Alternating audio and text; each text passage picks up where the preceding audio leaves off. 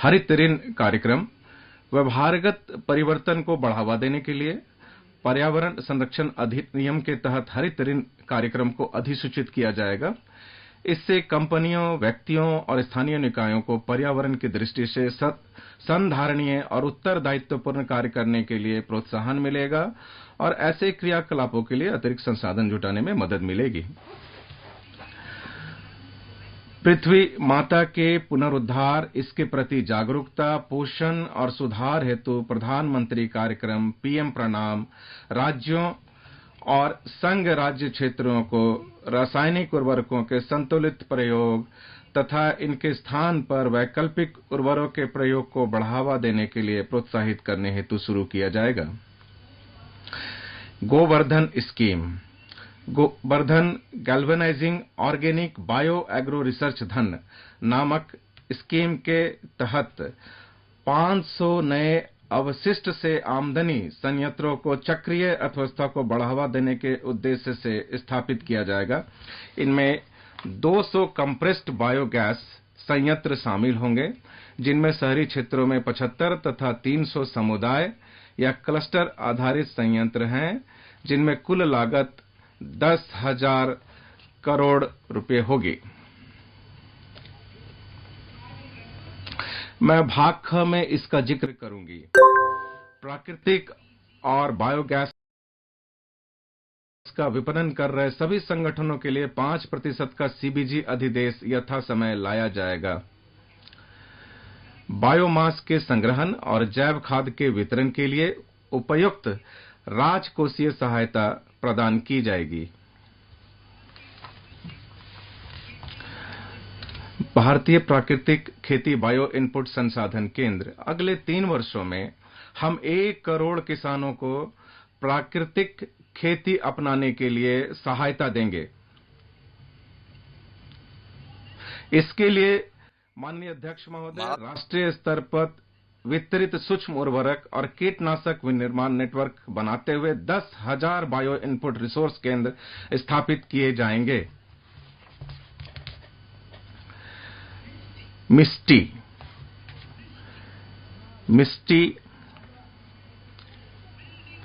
One रोपण में भारत को मिली सफलता के आधार पर मनरेगा CAMPA तालमेल के माध्यम से तटीय रेखा के साथ साथ और लवन भूमि पर जहां भी व्यवहार्य हो मैंग्रोव पौधारोपण के लिए तटीय पर्यावास और ठोस आमदनी के लिए मैंगो पहल मिष्टी की शुरुआत की जाएगी।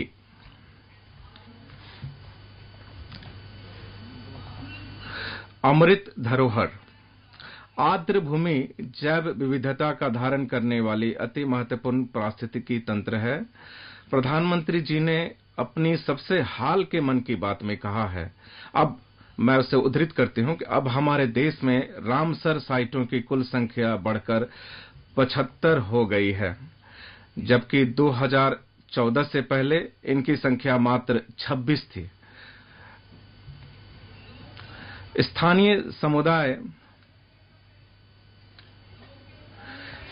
स्थानीय समुदाय संरक्षण के प्रयासों में हमेशा आगे रहे हैं। सरकार अमृत धरोहर स्कीम के माध्यम से इनके विशिष्ट संरक्षण मूल्यों को बढ़ावा देगी।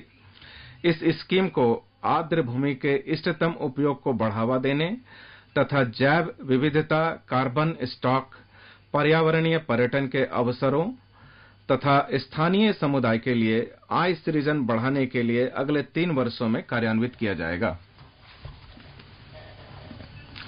तटीय नौवहन को व्यवहार्यता अंतर निधियन के साथ सरकारी निजी भागीदारी PPP रीति के माध्यम से बढ़ावा दिया जाएगा, क्योंकि यह यात्रियों और माल भाड़े दोनों के लिए परिवहन की ऊर्जा कुशल एवं कम लागत वाली प्रणाली है। वाहनों का प्रतिस्थापन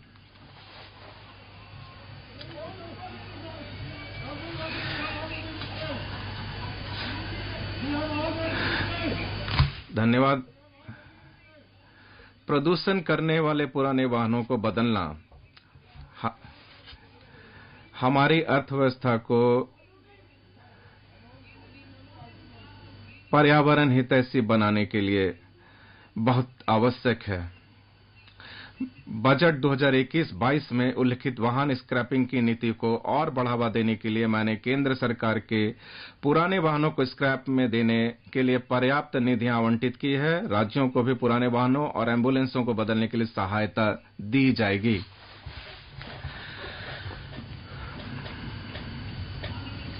माननीय अध्यक्ष महोदय, अब मैं प्राथमिकता 6 पर आती हूं। युवा शक्ति। हमारे युवाओं को सशक्त करने के लिए और अमृत पीढ़ी के सपने को साकार करने में मदद करने के लिए हमने कौशल वर्धन पर केंद्रित राष्ट्रीय शिक्षा नीति तैयार की है। बड़े पैमाने पर रोजगार सृजन में सहायक आर्थिक नीतियां अपनाई हैं और व्यवसाय के अवसरों का समर्थन किया है। प्रधानमंत्री कौशल विकास योजना 4 अगले 3 वर्षों में लाखों युवाओं को कौशल प्रदान करने के लिए प्रधानमंत्री कौशल विकास योजना 4.0 शुरू की जाएगी। ऑन जॉब प्रशिक्षण, उद्योग साझेदारी और उद्योग की जरूरतों के साथ पाठ्यक्रमों के संरेखन पर जोर दिया जाएगा। यह योजना इंडस्ट्री 4.0 जैसे कोडिंग, एआई, कृत्रिम बुद्धिमत्ता, robotics, mechatronics, IoT, 3D printing, ड्रोनों और सॉफ्ट स्किल जैसे नए युग के पाठ्यक्रमों को शामिल करेगी। युवाओं को अंतर्राष्ट्रीय अवसरों के लिए कौशल प्रदान अलग अलग राज्यों में 30 स्किल इंडिया इंटरनेशनल सेंटर स्थापित किए जाएंगे। निम्नलिखित लक्ष्य हासिल करने के लिए एकीकृत स्किल इंडिया डिजिटल प्लेटफॉर्म की शुरुआत कर कौशल वर्धन हेतु डिजिटल तंत्र को और विस्तार प्रदान किया जाएगा। मांग आधारित औपचारिक कौशल वर्धन सक्षम करने, एमएसएमई सहित नियोक्ताओं के साथ जोड़ने और उद्यमिता योजनाओं की सुलभता सुगम करने के लिए अखिल भारतीय राष्ट्रीय प्रशिक्षुता प्रोत्साहन योजना के अंतर्गत 3 वर्षों में 47 लाख युवाओं को वृत्तिका सहायता प्रदान करने के लिए डायरेक्ट बेनिफिट ट्रांसफर शुरू किया जाएगा। पर्यटन। माननीय अध्यक्ष महोदय, एक एकीकृत और नवोन्मेषी दृष्टिकोण से कम 50 गंतव्यों का चैलेंज मोड से चयन किया जाएगा। इसके अलावा संवर्धित करने के लिए प्रत्यक्ष connectivity, virtual connectivity, tourist guide, food street और पर्यटक सुरक्षा के उच्च मानक जैसे पहलुओं के अलावा सभी प्रासंगिक पहलुओं को एक ऐप पर उपलब्ध करवाया जाएगा। प्रत्येक गंतव्य को एक संपूर्ण पैकेज के रूप में विकसित किया जाएगा। पर्यटन विकास का फोकस घरेलू पर्यटकों और साथ ही साथ विदेशी पर्यटकों पर होगा।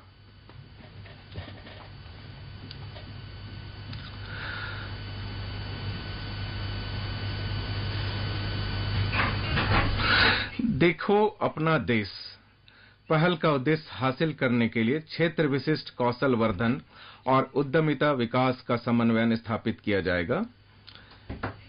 यह मध्यम वर्ग के नागरिकों को विदेशी पर्यटन के बदले घरेलू पर्यटन को प्राथमिकता देने की प्रधानमंत्री की अपील से शुरू की गई थी। थीम आधारित पर्यटन सर्किटों के एकीकृत विकास के लिए स्वदेश दर्शन योजना शुरू की गई थी।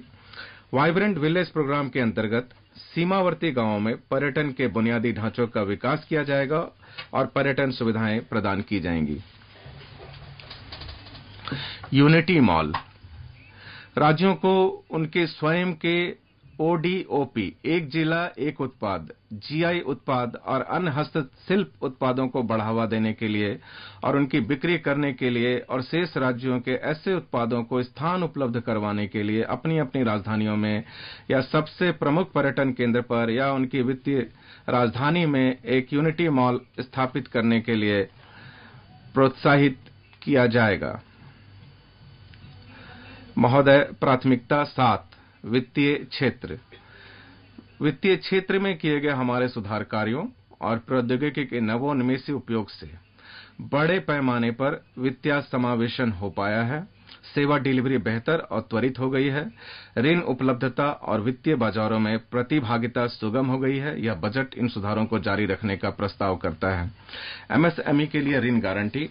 पिछले वर्ष मैंने एमएसएमई के लिए ऋण गारंटी योजना को नवीकृत करने का प्रस्ताव दिया था।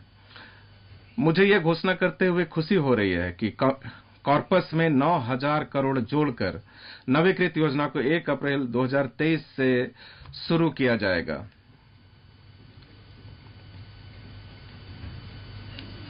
इससे अतिरिक्त 2 लाख करोड़ का समपार्श्विक मुक्त गारंटी युक्त ऋण संभव हो पाएगा। इसके अलावा ऋण की लागत में करीब 1% की कमी आएगी।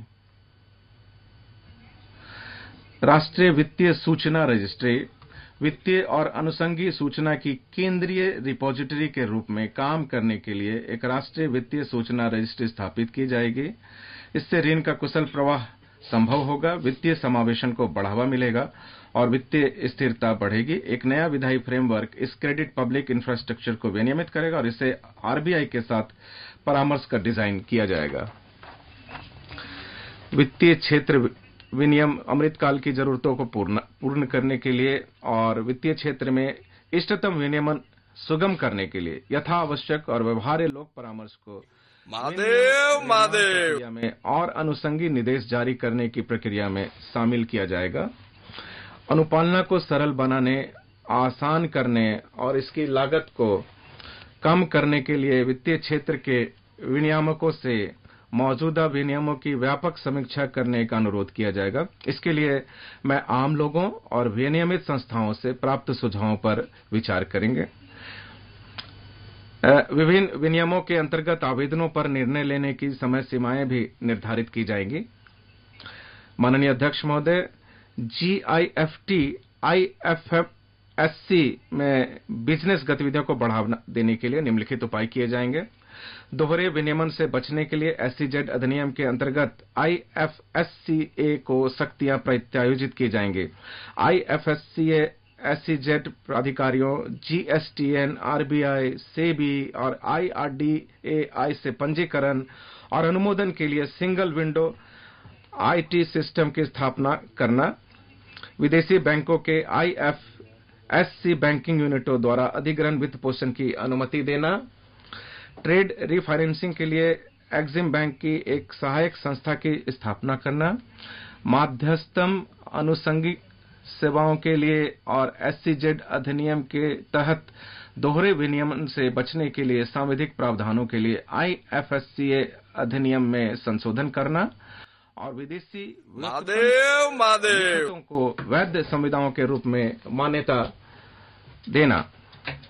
माननीय अध्यक्ष महोदय, डाटा दूतावास डिजिटल निरंतरता समाधान ढूंढने वालों देशों के लिए हम जीआईएफटी आईएफएससी में उनके डाटा दूतावासों की स्थापना सुगम करेंगे।